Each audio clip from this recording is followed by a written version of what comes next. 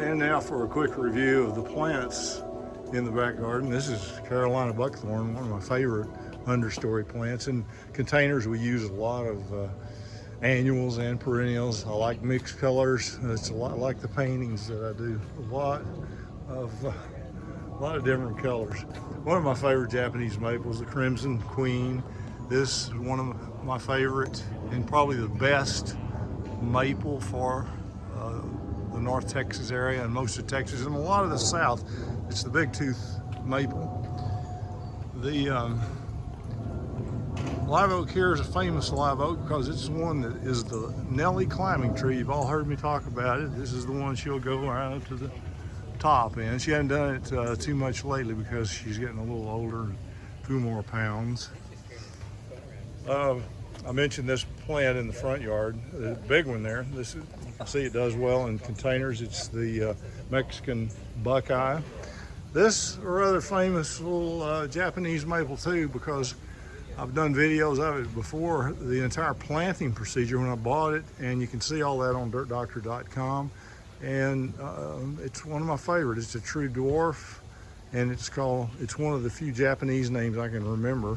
It's Murasaki Miyahime, and it has beautiful spring color as well as beautiful fall color.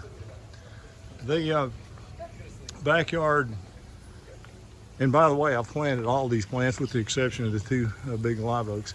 The one I'm playing around with now, the Japanese maple, that I'm really liking a lot, you can see two here, Fire Glow, using instead of, or in lieu of, the bloodgood that everybody uses so much. This is one of my more interesting plants because this is probably the largest Persian ironwood in Texas. It's a Perodia. It's the one that turns yellow fall color. The one I showed you in the back is a red fall color, and it's beautiful.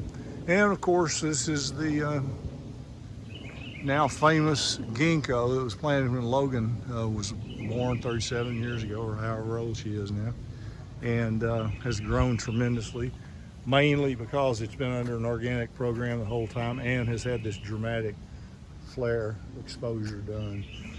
If that's a palm you're not familiar with, you need to become familiar with it because it's great. It's called a needle palm, and it can survive incredibly low temperatures. Very, very tough. This little understory tree here is one of my favorites too, but it's kind of hard to find. It's apparently a little bit tough to propagate. It's called Rusty Blackhawk viburnum. Has white flowers in the spring, then beautiful red fall color. As you can see, really nice shiny foliage in the summertime. Let's see, here's another Japanese maple for you.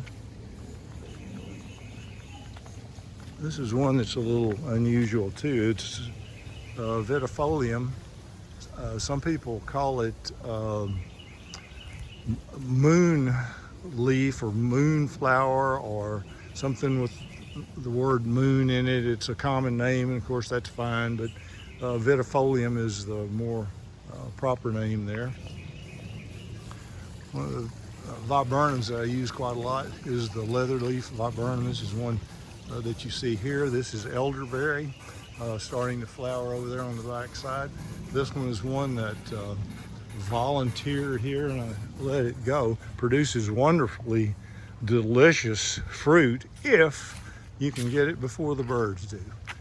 And this is a plant that you'll see more in Boston and up in that part of the United States than here, but it's pretty good here if you treat it more like a Japanese maple. It's called paper bark maple, and you can see why. It has really beautiful exfoliating bark. It's not so showy right now as it will be later in the season. This is another good maple that's new to this part of Texas. This is a mountain maple, Mexican mountain maple, and it seems to do well in this alkaline soil. I've showed you this before, but this is just another scan of the big ginkgo. About out of batteries on this tour, so I'll end it now and we'll talk more later.